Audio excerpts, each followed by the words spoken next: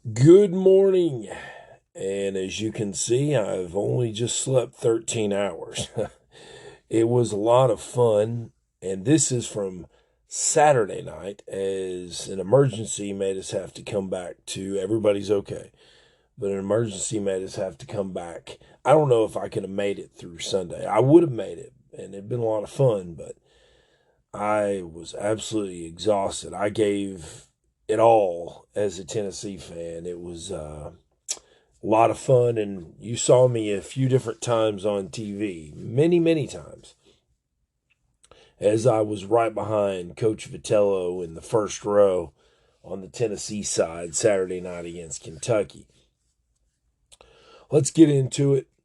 Tennessee, the Vols, on this Monday. Tennessee is now the SEC tournament and SEC regular season champions, which is funny because it's the third year in a row, 2019, 2000. We didn't have a 2020 because of COVID, but 2019 Vanderbilt, 2021 Arkansas, and now our 2022 Tennessee Vols take the regular season and the tournament championship.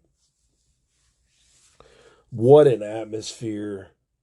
First of all, I got to give it to Hoover, Alabama, the Met, the Hoover Met. They absolutely knock it out of the park with the entire everything, the way they do everything.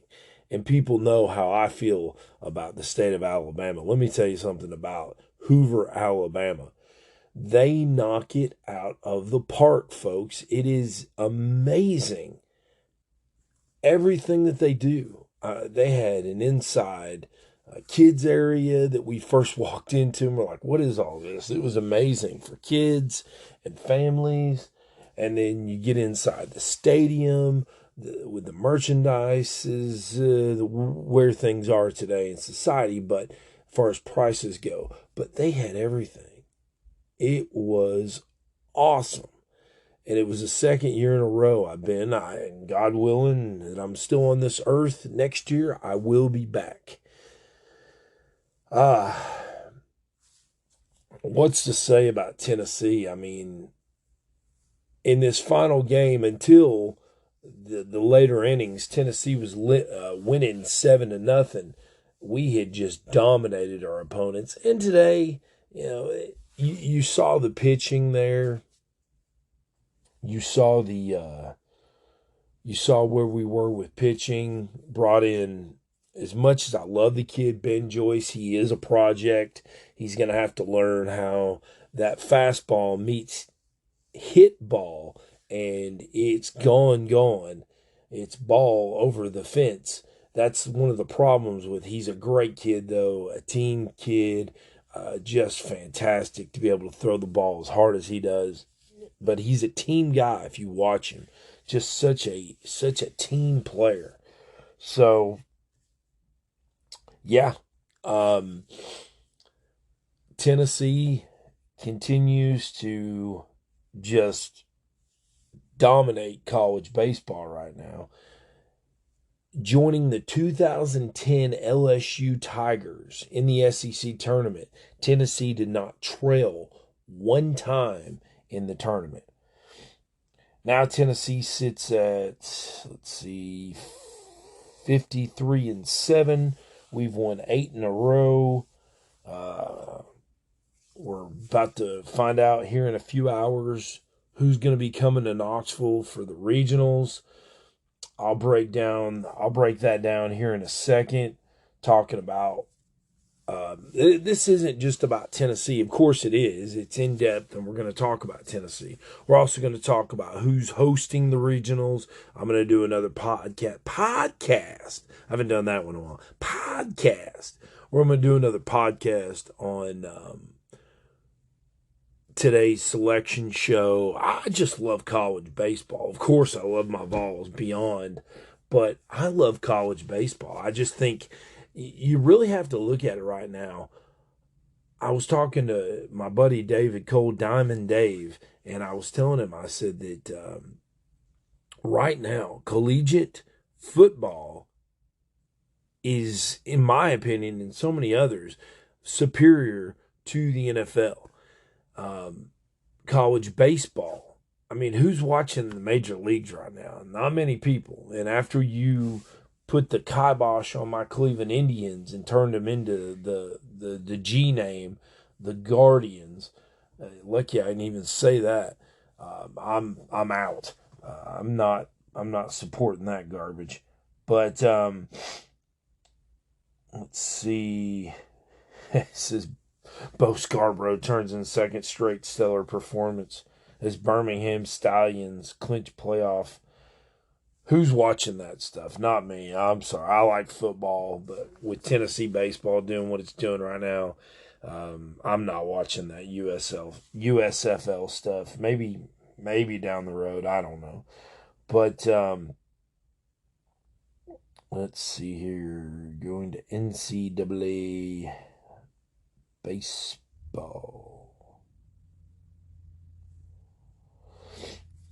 Now, I hope you've had a great weekend. I hope it was a lot of fun. Whatever you did, hopefully, if you're listening to this, you watched the Tennessee Vols. So let's see here.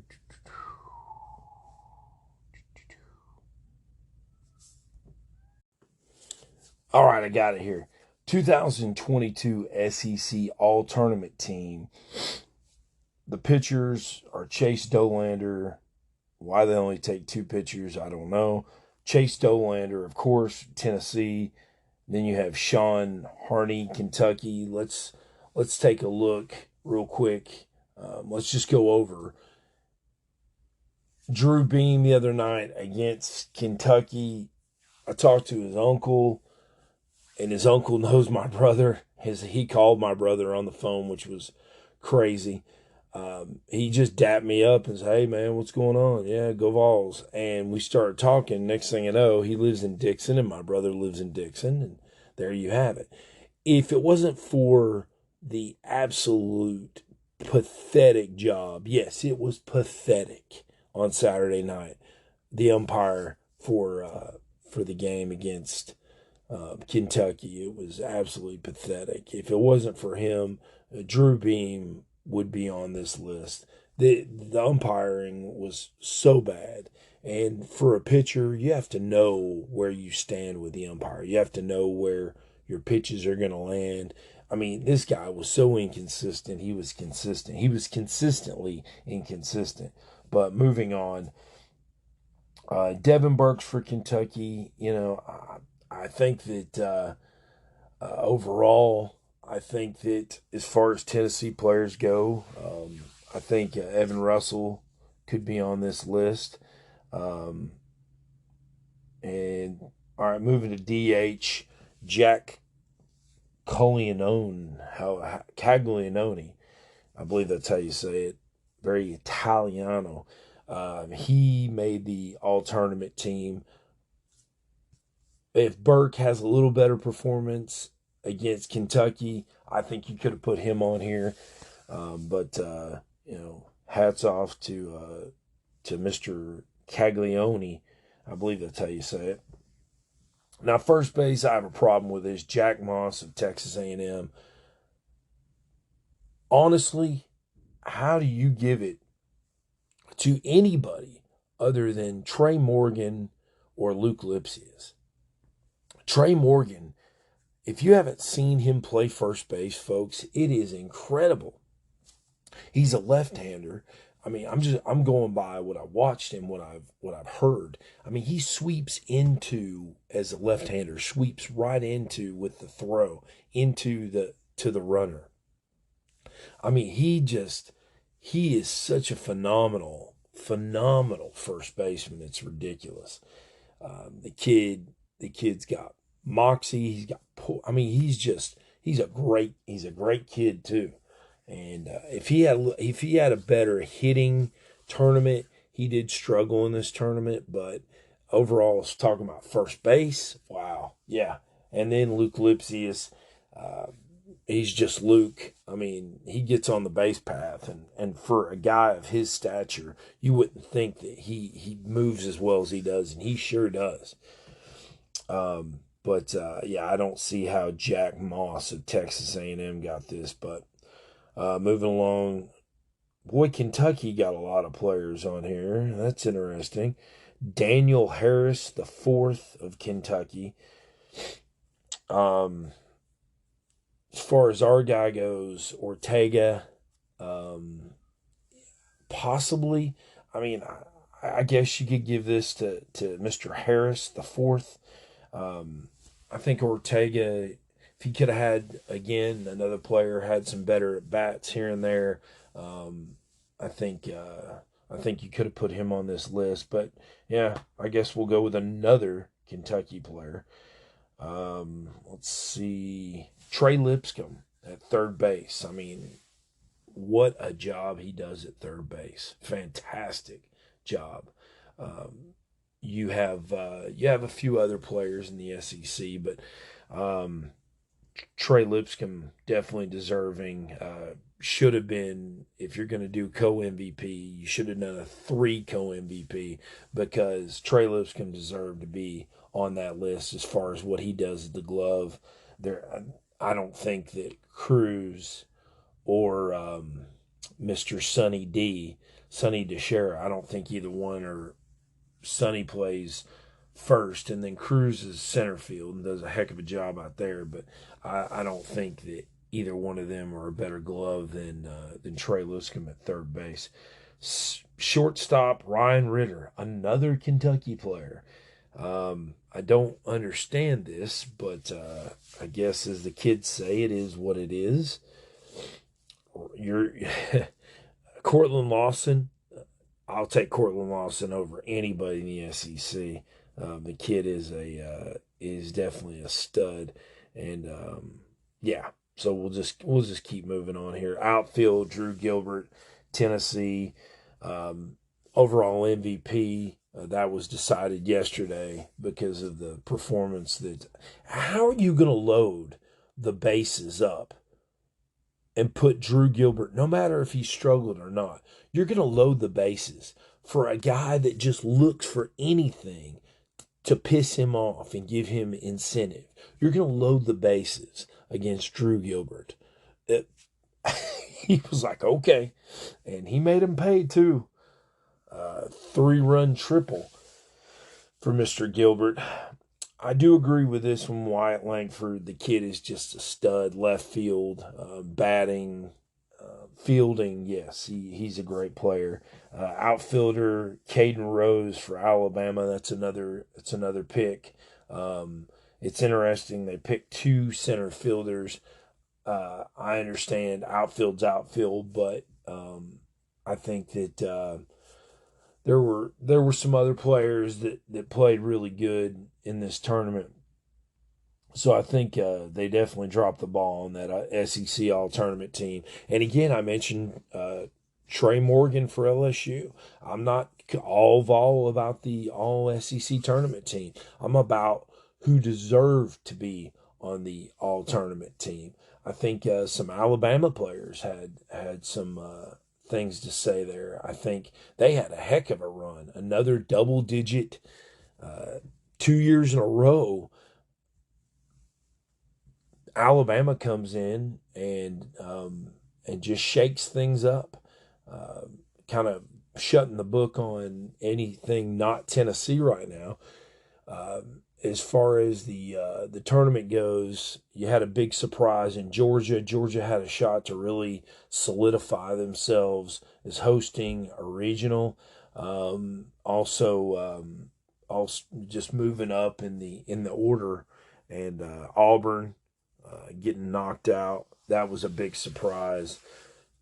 Yeah, and then Ole Miss. Ole Miss had everything to play for and came out and just dropped a turd. They just didn't play good at all. And after being number 1, Tennessee goes and sweeps in Oxford against Lane Kiffin and his golf ball. Look what you've got. So yeah, that is that's kind of summing up the SEC the tournament there. But Tennessee again yesterday, huge win, national TV against one of your most bitter rivals in all sports, the Florida Gators, to defeat Florida and give Florida the tip of the cap there to bring out a left-hander, a kid that at the time had thrown 4 and 1/3 innings all season long, and to bring him in as a starter. And he had that soft stuff, and it threw the players off. It really did. It really threw the guys off, and they even mentioned it. Said, we're used to seeing some hard stuff, and excuse me, the voice is trying to repair itself. But yeah, he came in and he did his thing, and it is what it is. Now back to Tennessee in the game yesterday. I'm going to talk a little bit about it and kind of break things down of where we are with Tennessee. Again, yesterday Tennessee wins 8-5 to claim their 4th ever SEC tournament title. Tennessee defeats Florida 8-5. The time of the game was 3:09. The attendance, 5th largest in SEC baseball tournament history, which is saying something for two schools that are very, very far from the Birmingham, Hoover area. Real quick, this is this guy's name, Jeff Head. Let me tell you something, Jeff Head. I don't know what the problem was yesterday. I understand being nervous. You had no zone. You were all over the place. It was absolutely a joke. You had no control over the game. They were trying to keep things rolling. I understand that. But you had no control of the game. You had no zone. You were just lost in the weeds yesterday. So Jeff Head, there you go. Started off, gets all the way to the 5th inning when Stevenson singles down the third base line on a bunt RBI. Boy, that was pretty too. And give it up to Florida. I mean, their pitcher there, he had a what was it? Look here. Yeah, Finvold, boy, he just barely missed him. And he pitched a heck of a ball game. We'll get to him in just a second here. But Tennessee takes a 1-0 lead, and Stevenson really needed to break out of his funk that he was in, and he did. In the 5th, Drew Gilbert doubles to left field. I knew when I said it, I thought he got to a triple, but it was a double. And that's when O'Donnell decided to, the manager or the coach for Florida decided to load the bases, intentionally walks Jordan Beck and loads the bases to Drew Gilbert, which was a horrible mistake. But hey, those are the decisions that you make and you live with. So Tennessee takes a 4-0 lead. Looked like Tennessee was clearly in control. And I think at that point we were in control. We had built a big enough lead. Then Stevenson doubles down left field line. There's Seth again. I mean, I was like, it'd be great to see him get a big hit here, and he did. Burke advances to third. Ortega scores. Tennessee takes a 5-0 lead. In the 6th, Luke Lipsius doubles to right center. I just don't see how you picked all those Kentucky players. I just don't get it. It just doesn't make any sense to me.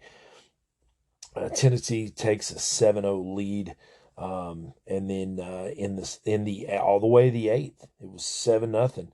Ryapel homers to left center, just over. That's one thing about Drew Gilbert as far as the center fielder goes. He is limited with height. It is what it is, folks. I'm not being a heightist or anything like that. Whatever that is. I'm not going down on the kid because it's just reality. He doesn't have that ability if he was 6'2", 6'3", or something like that. It's one of the few things that he has against him. He's an overall tremendous player. But he'd been taller, he might have had a shot at that, like with the wingspan of a Spencer Jones for Vanderbilt. So Riopelle homers to left center, and Florida cuts the lead 7-2. Rivera singles to left field for Florida. Fabian advances to second. Evans scores 7-3. Then we go to the ninth. Drew Gilbert homers and bat flips. That's just who the kid is. I mean, it's just who he is. He's just intense, and he is Drew Gilbert from Stillwater, Minnesota. Tennessee takes an 8-3 lead, and we would need those runs. As in the ninth, Florida tries to shake things up a little bit. Seth Thompson, doubles to left center. Langford scores 8-4 Tennessee. And then Evans reaches on a fielding error by Ortega. And then that would be the final score, 8-5. Let's take a look here real quick at what Tennessee did. Yesterday, as far as people stepping up, Seth Stevenson. And I was starting to question what was going on. I was like, this kid is really in a funk right now. And I understand the speed. And the other night I got lucky to sit next to a really smart guy, baseball guy that knows a lot of stuff. And he was telling me, hey, if it ain't broke, don't fix it right now. So, just kind of stay with things. But, Seth Stevenson yesterday, what a performance.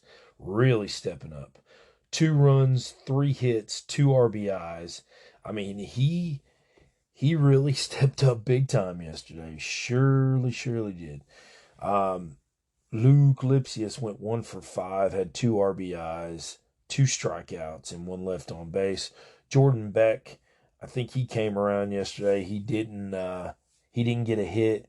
He had 2 walks though. He was smart on the at home plate. He took care of business with those 2 walks, putting us in position, and intentionally walked before Drew Gilbert made Florida pay. And then you had Drew Gilbert yesterday, 1 run, 2 hits, 4 RBIs. He had 1 strikeout and 1 left on base. Trey Lipscomb, 2 hits, 1 walk, 1 left on base. Jarrell Ortega, 1 run, 1 hit. Evan Russell, 1 run and 1 walk, 1 strikeout, 2 left on base. Really happy for Evan and Luke, of course, to be there for all of this. Blake Burke, my guy, 3 at-bats, 2 runs, 1 hit, 1 strikeout, 1 left on base. And then you had Christian Moore came in, and he pinch hit, and then Cortland Lawson was up. He got 1. He went 1 for 4, had 2 strikeouts. But that triple, even though it didn't do anything, it really got us going as far as being able to figure out how to get hits off of that kid. And then, that's the totals there. Doubles. Seth Stevenson had 1. Luke Lipsius had 1. Drew Gilbert, Trey Lipscomb, Jarrell Ortega. Boy, we hit the doubles, didn't we? We had 1 triple in Cortland Lawson I talked about. A home run, Drew Gilbert in the 9th with the bat flip. They hit Trey Lipscomb. Seems like he got hit again. And you notice this year that Drew Gilbert isn't getting hit as much. I think he's really worked on his swing, and he's not stepping in there as much as what he was last year. He's not getting hit. And then we had 1 error with Ortega. As far as pitching goes, 5 innings, 5.0 innings pitched for Camden Sewell. Why'd he come in there, Camden? And the players wanted him to take the ball because you're in the final game of this monster tournament. You've really got to watch, because you're not just playing for today. You're playing for the regionals, super regionals in Omaha. So we can't you can't get too much into trying to figure things out, and bring in guys that you're going to burn them and get out of their rotation. But Sewell came in 6 hits, 1 strikeout. Now he's a guy that comes in and he'll put the ball in play as a pitcher. He had 61 pitches, not bad again. 5-point innings pitched. Will Mabry came in, gave up 1 hit, no earned runs. He did hit 1 batter. Mark McLaughlin came in for 1 inning. No hits, no earned runs. Ben Joyce, as you can see, I'm struggling here. Ben Joyce is just gotta continue to get him the work. Gotta continue. I mean, really, can't say enough about the kid. He's a Knoxville product. Came from Walter State, a transfer, and can't wait to see what the future holds for him. But really got to work on that fastball, and needs to get it more up into the higher zone area, up around just a high fastball. He's putting that over the heart of the plate, and then you're mixing that bat speed, and it's gone. But Ben Joyce came in, 1 hit, 2 runs, 2 earned runs, 1 walk. Excuse me. Xander Sechrist came in. Hadn't seen Xander in a little bit. Gave up 2 hits, 1 run, and 1 earned run. And then Kirby Connell came in for 0.2 innings, gave up 1 hit, and had 1 big strikeout. Redmond Walsh came in and shut the door. 1 inning pitched, 2 hits, 2 runs, and 1 earned run. And there you have it. Their loser pitcher-wise was Karsten Finvold. He is, he was 1 for 1 and 1 for 1 on the season. I thought their guys came in and did a pretty good job. Purnell, Abner, and Nesbitt came in. And, Tennessee picks up the huge win. SEC tournament champions, SEC regular season champions. And that's what we've got. And that's where we are. I will do a episode today. I'm going to cover not just Tennessee. I'm going to cover the entire 64 teams. We're going to talk about who's hosting. It's going to be a lot of fun, and I hope you check it out, guys. I'm recovering here with my voice, and after about 12 hours or more of sleep. So everybody have a great day. We're a few hours away from the selection show. Go Vols. And thanks for tuning in. And today is Memorial Day. Remember those who have served, those who we lost. And it's a special day every year and I'd like to give a shout out. I'm not going to mention any names. These days you kind of try to stay away from the names because the families and things like that, but the people I served with and are no longer with us. Love you, and you know who you are. And to my drill sergeant, Bob Nash, love you forever. And I did mention his name, but